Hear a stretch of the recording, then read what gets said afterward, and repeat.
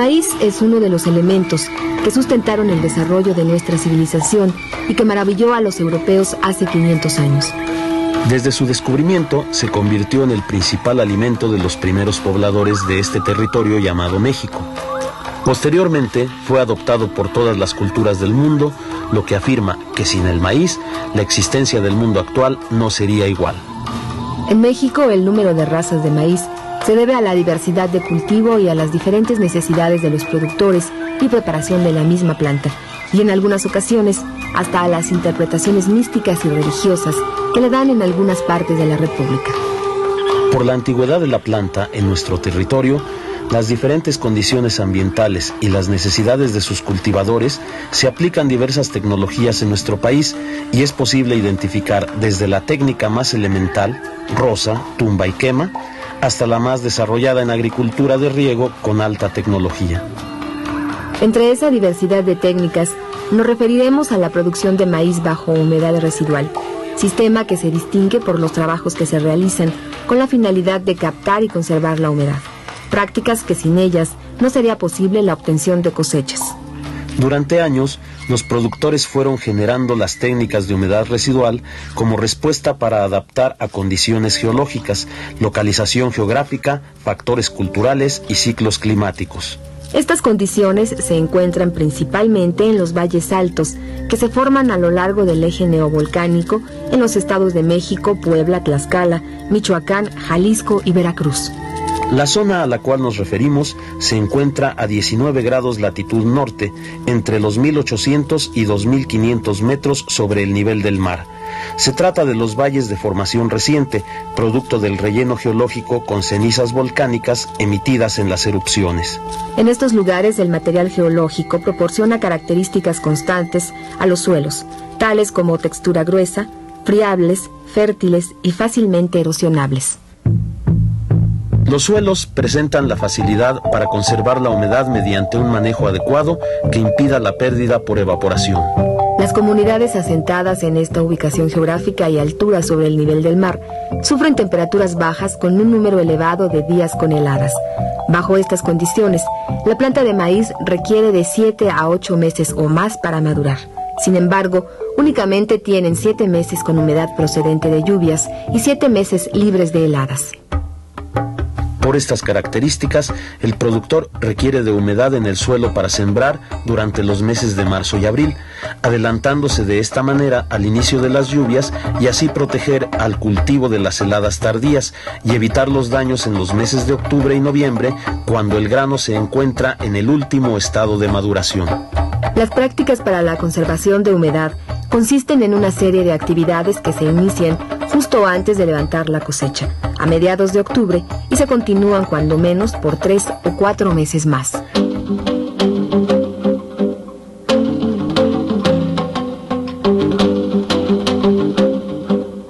Primero se cortan las plantas de maíz en franjas de terreno, colocándolas hacia los lados, sostenidas de las plantas aún no cortadas. Posteriormente se hace un paso con arado para voltear la tierra. 3 días después se realiza paso de rastra o bien de una viga para desbaratar todos los terrones y obtener una superficie plana que signifique menos espacio de evaporación, y al mismo tiempo se eliminan las malezas, que son mecanismos de pérdida de agua contenida en el suelo, y de esta manera se mejoran las condiciones de captación de lluvia invernal y rompen la porosidad del suelo. Después del paso de la viga en las franjas despejadas, se comienzan a hacer los mogotes alineados a lo largo de toda la parcela.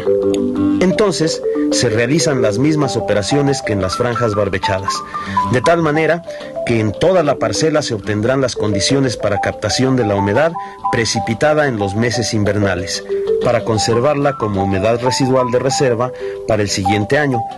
Después, dependiendo de la frecuencia de las lluvias y del crecimiento de arbences, malezas, durante los meses de diciembre, enero y febrero se dan pasos de rastra y viga después de cada lluvia. Durante el periodo de descanso se ofrece un panorama desolado y con la presencia de viento se originan tolvaneras frecuentes, dando en apariencia una condición poco favorable para la agricultura.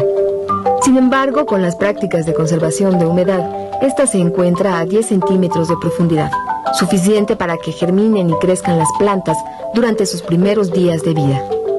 Para que la planta madure, se siembra a finales de marzo, cuando la temporada de lluvias aún no se ha iniciado y la posibilidad de heladas es alta, considerando que el efecto de esta sobre la planta es menor en esa etapa de maduración del grano. Para la siembra se procede a dar un paso de arado lo más profundo posible. E inmediatamente atrás deberá pasar el sembrador, que hará hoyos en el fondo del surco para depositar la semilla en condiciones de humedad que le permitan su germinación y crecimiento. La profundidad de siembra deberá ser mayor a los 20 centímetros para que la semilla encuentre la humedad. Después se pasa la viga, con lo cual se deja el terreno plano y de esta manera se evita la pérdida de humedad. Cuando las condiciones económicas de los productores lo permiten, durante la siembra se hace una primera fertilización con abonos químicos, aun cuando es más común que el abono sea orgánico. Se trata de estiércol que antes de la siembra se esparce por parte del terreno, de tal manera que con el paso del arado se incorpore al suelo, o bien, ya desarrollado el cultivo, se distribuye mata por mata. De esta manera, cuando el ciclo de lluvias se establece, la planta ha crecido de 20 a 30 centímetros de altura. Se realiza una primera escarda conocida regionalmente como de 1 y se realiza a 30 días después de la siembra para eliminar las malezas y a la vez aflojar nuevamente el suelo para que se capte mayor humedad. Se trabaja con arado de palo cuando el temporal no se ha establecido. Esto con la intención de disminuir al mínimo la pérdida de humedad en el suelo por la remoción. Después de 15 a 20 días de haber hecho de 1, se hace el de 2, la segunda escarda, que consiste en el paso del arado de doble vertedera, para aterrar la planta a la vez que se logra la eliminación de malezas. Antes de la segunda escarda se presenta la fertilización nitrogenada. Al pie de cada planta se coloca un puño de fertilizante que se cubre de tierra con el paso del arado, lográndose con esto su rápida asimilación por la planta. Después de estos sistemas de cultivo, se realiza un tercer paso de arado, conocido como cajoneada. El arado empleado en este trabajo es el guajolote o de cajonear, con el cual se logra aterrar la planta de maíz, abrir espacio para captar y almacenar la lluvia y eliminar malezas. La eliminación de plantas competidoras del cultivo se hace en los diferentes pasos de arado, rastra y viga que se realiza todo el ciclo. De esta manera se lleva un control sistemático. Entre las plantas que deben eliminarse se encuentra el acese o teocintle, que por su semejanza con el maíz es imposible eliminarlo antes del inicio de la floración, razón por la cual es cortado en el mes de agosto antes que los frutos maduren y se esparzan por el campo, y así toda la planta puede aprovecharse como forraje para los animales de trabajo. El chayotillo es una de las especies no deseadas que se desarrollan al final del ciclo del maíz, por lo cual debe ser cortado en el transcurso de agosto antes que alcance su fructificación. La cosecha se inicia antes de la maduración del grano y desde que se encuentran los elotes maduros pueden consumirse o bien prepararse diferentes platillos regionales. De esta forma, cuando el productor realiza el corte de la planta para formar los mogotes, la cosecha ya se ha iniciado meses antes. Durante el mes de diciembre y parte de enero se procede a piscar las mazorcas, de las cuales unas se separan sin hojas y el resto se lleva a la casa del productor con todo y hoja. Estos son conocidos como totomoxtles y se deshojan cuidadosamente procurando no romper y conservar la forma de la hoja para usarse en la casa o venderse para cubierta de tamales. Las hojas se empacan cuidadosamente en rollos y de esta manera se comercializan durante todo el año, siendo un producto de alta demanda. La mazorca es almacenada en trojes o tapancos y desgranada cada vez que se requiere el grano. En el caso del consumo familiar, el proceso es a mano y en pequeñas cantidades, mientras que cuando se requiere para la venta, se utiliza desgranadora mecánica. El rastrojo de maíz es procesado con picadora adaptada al tractor, y dependiendo del destino del producto y preferencia del productor, se hacen pacas que se comercializan o bien se hacen almeares con los que se alimenta a los animales de trabajo y ganado por el resto del año. Estas diferentes prácticas agrícolas se distribuyen en el año buscando resolver los problemas que se presentan en la agricultura de temporal, específicamente en la zona de Chalco y Amecameca, Estado de México, pues si no se aplican, significa la disminución o pérdida de la cosecha. Así, la remoción del suelo busca captar humedad y el rastreo o vigueado evita la evaporación, con lo cual se logra humedad suficiente para sembrar antes del establecimiento del temporal, asegurando así un ciclo suficiente para que la planta alcance su madurez antes de las heladas tempranas, a la vez que se evitan las heladas tardías. Además, con el ciclo anterior, se evita que la planta libre el periodo de canícula, presente en agosto, y que como un periodo seco es dañino para la fase de floración del maíz. El maíz marca el sentido del tiempo y es ordenador del espacio en función de sus propios ritmos y requerimientos. En el eje neovolcánico se pueden encontrar 3 razas de maíz: chalqueño, cacahuacintle y cónico, siendo más frecuente y representativo de la región el chalqueño, que por sus características fenotípicas, fisiológicas, de rendimiento y adaptación, es una de las razas bases para el mejoramiento del maíz en valles altos de todo el mundo. La raza chalqueña es una de las generadas en los últimos 500 años, siendo del grupo de razas denominadas como modernas incipientes y que se formó a partir del cruzamiento de las razas de cónico y tuxpeño, razón por la cual presenta características relacionadas con estas. Las plantas del chalqueño son vigorosas, altas, de 2 a 5 metros, de ciclo vegetativo mediano, pubescentes, de color intermedio, hojas anchas y longitud media, resistentes a enfermedades fungosas y chahuizcle. La espiga es larga, con pocas ramificaciones, en tanto que la mazorca es de longitud mediana, gruesa, con 16 hileras de granos medianamente angostos y delgados, largos, con tendencia a ser punteadas y con dentación mediana a fuerte. La distribución de la raza chalqueño está determinada por su adaptación altitudinal y la disponibilidad de humedad residual o riego que permita la germinación antes de establecido el temporal.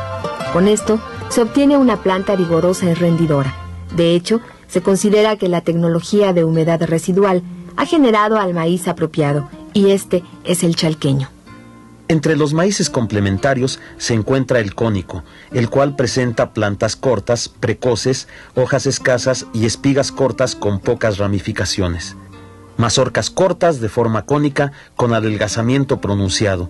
Su distribución es más amplia en la mesa central y un área hacia el norte.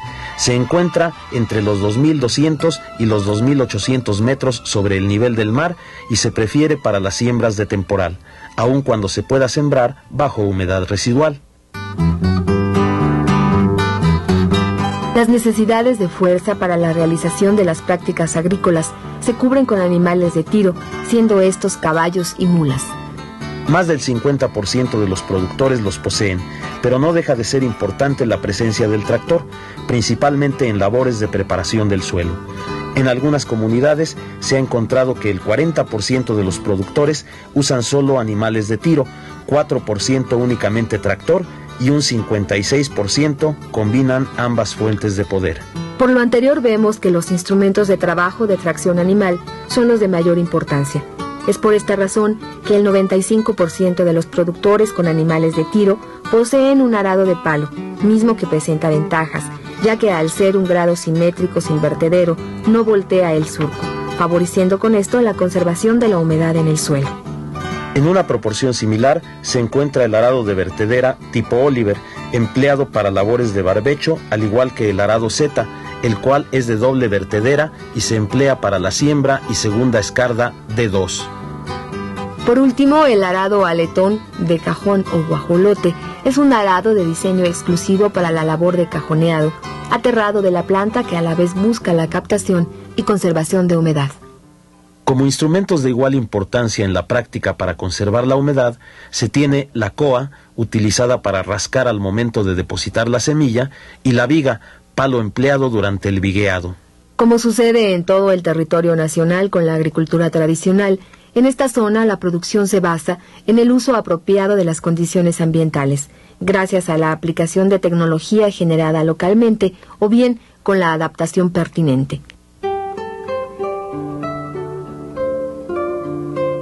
Aquí, los productores obtienen el 80% de su ingreso de la producción agrícola.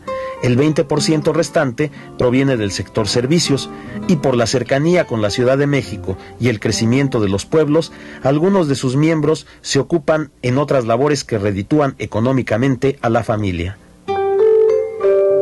Quienes logran estos ingresos poseen superficies pequeñas, 6,5 hectáreas por productor en promedio, de las cuales se dedican a la producción de maíz un 62%, 25% a trigo, 7% a tomate verde y el resto a otros cultivos como frijol y haba. Los rendimientos de maíz por hectárea varían dependiendo de las lluvias, pero en promedio son superiores a las 3 toneladas. La producción de trigo en su mayoría es para la venta, pero en el caso del maíz, primero se asegura el consumo familiar, el cual representa el 42% de la producción.